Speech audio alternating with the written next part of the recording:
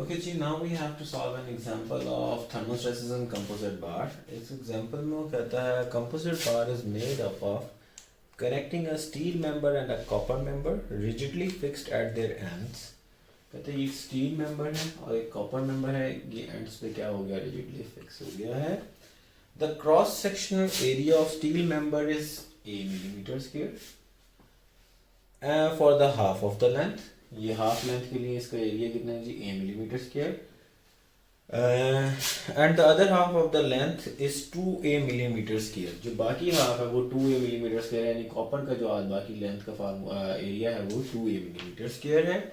While that for the copper member is a millimetre square. जो नीचे वाला copper member है इसका एरिया a मिलीमीटर स्क्वायर है. The coefficients of expansion for steel and copper are alpha and 1.3 alpha. Data भी हम लिखते हैं. While elastic modulus are E and 0.5 E respectively, determine the stresses induced in both the members where the composite bar is subjected to a rise temperature of T degree. कहता है अगर इसमें T degree temperature का rise होगा तो इनमें कौन सी stresses आएंगी, यानी इट्स अ जनरल प्रॉब्लम. सो क्या करेंगे जी, सबसे पहले तो हम लिखेंगे इनके डाटा जो भी हमें गिवन है. Let's suppose steel and copper. हमारे पास दो मेंबर्स हैं, इनका हम डाटा लिखते हैं. सबसे पहले जी एरिया है हमारे पास. स्टील का एरिया क्या कहते हैं, A B of steel. Remember A B है जो कि स्टील है, इसका एरिया है a मिलीमीटर स्क्वायर. ठीक है. अब कॉपर के हमारे पास दो मेंबर हैं. ठीक है.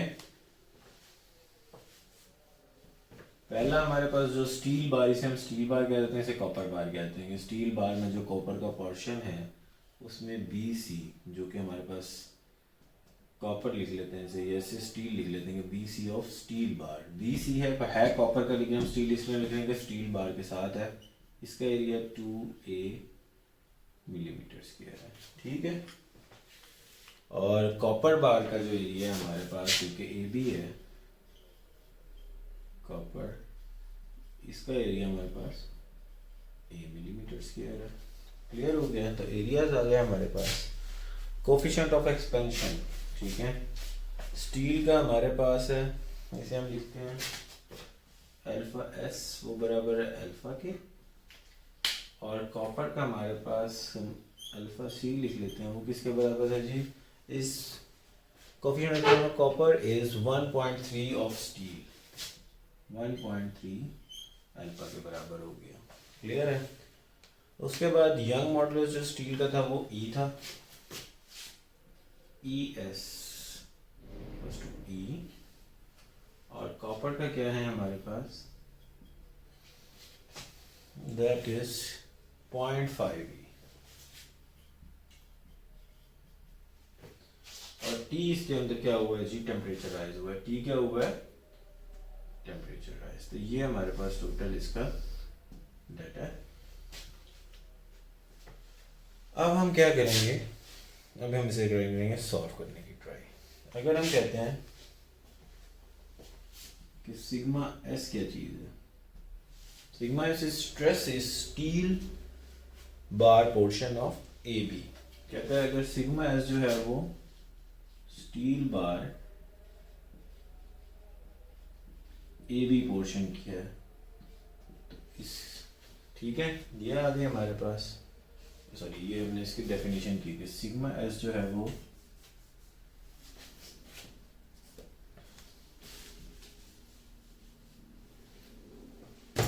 स्ट्रेस है of portion A B of steel bar. मैं बार बार कह रहा हूं कि इस पूरी बार को हम कह रहे हैं स्टील बार, और इसको हम कह रहे हैं कॉपर बार. ठीक है. तो ये याद रखिएगा. सिग्मा एस जो है ए बी पोर्शन है और सिग्मा सी जो है वो stress in copper of copper आ गई। ठीक है, अब इसको हमने क्यों सिर्फ लिखा कि स्ट्रेस ऑफ कॉपर यहाँ पे भी हो सकती है, यहाँ पे भी हो सकती है, वो कहाँ पे क्या होगी अभी हम देखते हैं। ठीक है, अच्छा अगर हम इसकी बात करते हैं, ए बी के अंदर हम बात करते हैं तो हमारे पास एक्सटर्नल लोड कोई नहीं है। ठीक है, तो हमारे पास जो स्ट्रेसेस होंगी दैट इज एक्सटर्नल लोडिंग नहीं है, फिक्स हैं दोनों, तो दोनों की स्ट्रेसेस क्या होंगी, सिग्मा एस बराबर होगी सिग्मा सी के, यानी हम लिख लेते हैं सिग्मा के बराबर है। ठीक है, कि अगर कोई एक्सटर्नल फोर्स नहीं लग रही, यानी इस पर कोई फोर्स लग रही होती है, इंटरनली लग रही होती इस पर, तो क्या होता है कि चेंज होती है स्ट्रेसेस, लेकिन इनमें कोई फोर्स नहीं लग रही तो इन दोनों की स्ट्रेसेस क्या होंगी, वो बराबर होंगी। अब वो कहता है ये पोर्शन रह गया। ठीक है, हम कहते हैं कि सिग्मा एस डैश वो क्या है, stress of portion B C of steel bar. समझ आई बात की, यानी ये था इस पोर्शन का, सिग्मा सी इस टोटल का आ गया, सिग्मा एस डैश आ गया इस पोर्शन का। क्यों? क्योंकि ये स्टील बार का पोर्शन है। क्लियर है? अब हमें क्या पता है, अच्छा सॉरी ठीक है, अब हमें पता है ये दोनों पोर्शंस भी जो है वो क्या कर रहे हैं, एक ही फोर्स बियर कर रहे हैं। मतलब जो फोर्स यहाँ पे स्टील पे लग रही होगी, अभी पिछली वीडियो में हमने देखा, वही फोर्स कॉपर के पोर्शन में भी लग रही होगी। और ये दोनों कौन सी बार की बात करें, ए बी बी सी, यानी स्ट्रेस जो स्टील की होगी सिग्मा एस इंटू किसने पोर्शन में लग रही है जी, ए में लग रही है, और बराबर होगी sigma S dash into two A. P is equal, stress होता है फोर्स पर यूनिट एरिया, अगर फोर्स लिखेंगे तो स्ट्रेस इंटू एरिया जो जाएगा हमारे पास आ जाएगा। तो यहाँ से सिग्मा एस डैश की क्या वैल्यू आती है, सिग्मा एस डैश हमारे पास आ जाता है a over 2a multiply by sigma S, और इसे हम लिख लेते हैं कि sigma S dash is equal to 0.5 sigma S. तो सिग्मा एस डैश जो है हमारे पास, यानी इस पोर्शन की जो स्ट्रेस है वो इन टर्म्स ऑफ स्टील आ गई। क्लियर है? अब इसके हम बात करते हैं कि एलोंगेशन जो है कॉपर बार की, इसका delta L of copper, delta L होता है हमारे पास पी एल ओवर ए ई।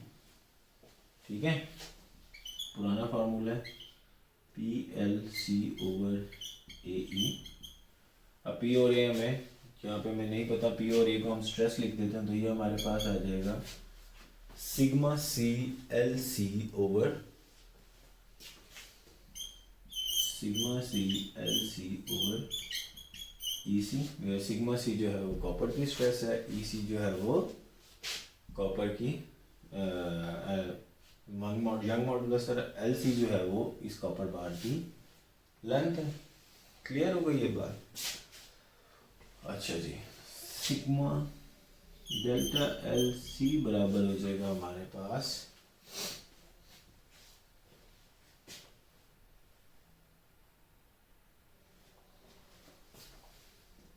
सिग्मा सी सिग्मा के बराबर है सिग्मा एल सी ओवर 0.5 ई सी जो था वो 0.5 ई के बराबर था। अच्छा, एल सी जो है वो किसके बराबर है, एल के बराबर है। किसके बराबर है जी, एल के बराबर है। तो हमारे पास डेल्टा एल सी की इक्वेशन क्या आती है, सिग्मा एल ओवर 0.5 ई, बल्कि हम इसे और ज़्यादा सिंप्लीफाई करके लिख लेते हैं, that is 2 sigma L over E. ठीक है जी, यानी 0.5 से डिवाइड कर दे तो 2 सिग्मा एल ओवर ई आ गया। आगे बात करते हैं। अच्छा जी, इसको याद रखते हैं कि सिग्मा एस डैश जो है वो इसको साइड पे ऊपर लिख लेते हैं।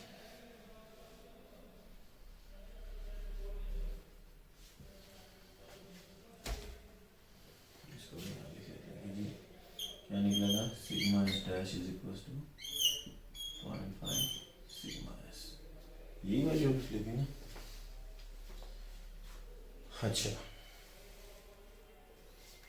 और या तो अगर सिग्मा एस जो है वो भी सिग्मा के बराबर है तो इसे हम सिग्मा लिख लेते हैं, यानी सिग्मा एस डैश जो है वो 0.5 सिग्मा के बराबर है। इस तरह हमारे पास सिग्मा एस, सिग्मा सी और सिग्मा एस डैश तीनों सिग्मा की टर्म्स में आ गए हैं। क्लियर है। अब हम करते हैं, स्ट्रेन हमने निकाली थी जी, किसमें निकाली थी, डेल्टा एल किसका निकाला था, 2 सिग्मा एल ओवर ई, किसका निकाला था, कॉपर का। अगर हम स्ट्रेन निकालें, यहीं से निकाल लेते हैं, स्ट्रेन होती है हमारे पास कॉपर की delta L C over L C, यानी change of length divided by total length. तो हमारे पास 2 sigma L over E divided by total length भी एल है, तो हमारे पास सिग्मा ई सी की वैल्यू आ जाती है 2 सिग्मा, और एप्सिलॉन ई सी की वैल्यू आ जाती है 2 सिग्मा ओवर ई। तो हमारे पास कॉपर की जो स्ट्रेन है वो है 2 सिग्मा ओवर ई, एल एल से कैंसिल हो जाता है। क्लियर है। अब हम बात करते हैं जी स्ट्रेन इन, और sorry, change of length of steel portion. किसकी बात करते हैं जी, स्टील पोर्शन की, यानी स्टील बार की बात कर रहे हैं, डेल्टा एल एस, इस टोटल बार में क्या होगा। तो इस बार के दो पोर्शन थे, ये पोर्शन और ये पोर्शन, दोनों को लिखना पड़ेगा हमें। पहले जो जनरल फार्मूला है उसका, वो जनरल फार्मूला क्या है हमारे पास,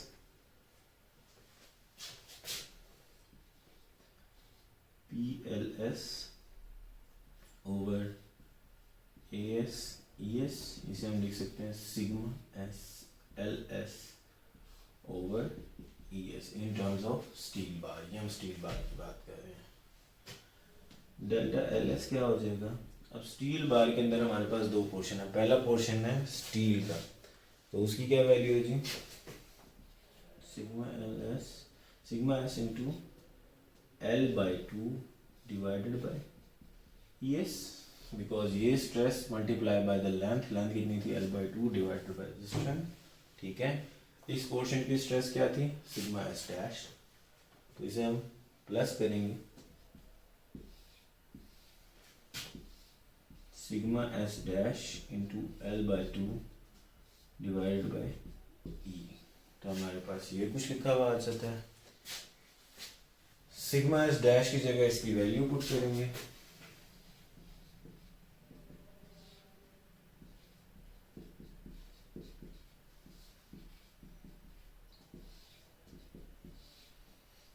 ये किसके बराबर था, ये सिग्मा एस की जगह सिग्मा आ गया और ये आ गया 0.5 सिग्मा के बराबर multiply by L by 2 divided by E, यानी सिग्मा एस की जगह भी सिग्मा लिख दिया हमने और सिग्मा एस डैश की जगह 0.5 सिग्मा लिख दिया।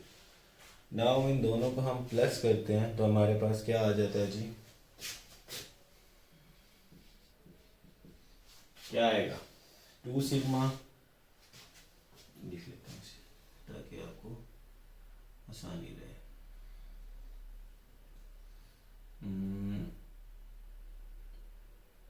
इसे मल्टीप्लाई क्रॉस मल्टीप्लाई करें, sigma L over 2 E S plus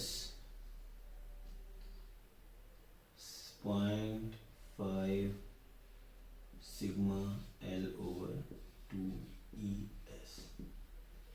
ठीक है जी, 0.5 है और वो है 0.5 की जगह नीचे 4 आ जाएगा, 4 को वो करेंगे तो हमारे पास टोटल आता है, इसका जब आप सॉल्व करेंगे डेल्टा एल एस की वैल्यू आती है 3 सिग्मा एल ओवर 4 ई क्यों, क्योंकि ई एस जो है वो ई के बराबर है। तो हमारे पास इसकी भी डेल्टा एल की वैल्यू आ गई है। क्लियर है। अब इसकी डेल्टा एल की वैल्यू आ गई है, तो अब हमें इसकी किसकी वैल्यू चाहिए, स्ट्रेन की। अब मैं इसको मिटा दूँ, इसकी ज़रूरत ख़त्म हो गई है।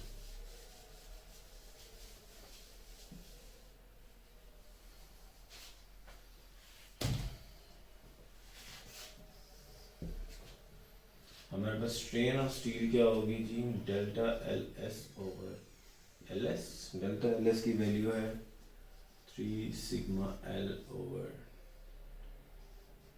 ई divided by L S. Total length of steel bar भी एल है, L by two L by two, total length हमारे पास एल ही है, तो हमारे पास सिग्मा एस की वैल्यू ई, एप्सिलॉन एस की वैल्यू बनती है 3 सिग्मा ओवर ई। क्लियर है। ओ सॉरी 4 ई, इसके साथ 4 ई था ये वाला। तो हमारे पास दोनों की यहाँ पे क्या आया था, दिस वन ई सी भी आ गया है और ई एस भी आ गया है। फॉर्मूला क्या था जी, अभी हमने पढ़ा था कि E C plus sorry epsilon C plus epsilon S is equals to T into alpha C minus alpha S. ठीक है। अब यहाँ पे हम वैल्यूज पुट करना शुरू करेंगे।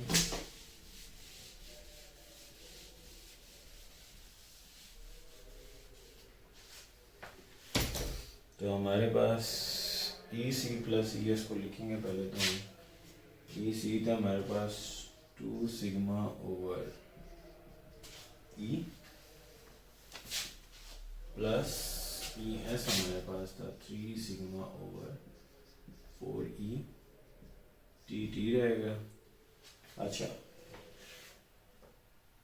अल्फा सी जो था वो किसके बराबर था, alpha C alpha S alpha के बराबर था, और अल्फा सी जो था वो 1.3 अल्फा के बराबर था।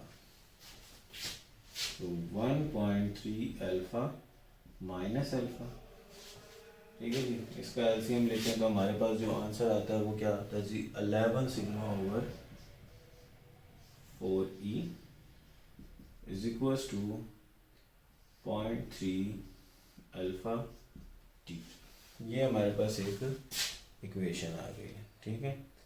अब हमने क्या निकालना है, सिग्मा की value. So sigma will be equal to 0.3 alpha T multiply by 4 E over 11, ऐसा कुछ हो जाता है। और sigma is equal to 0.109 alpha T E.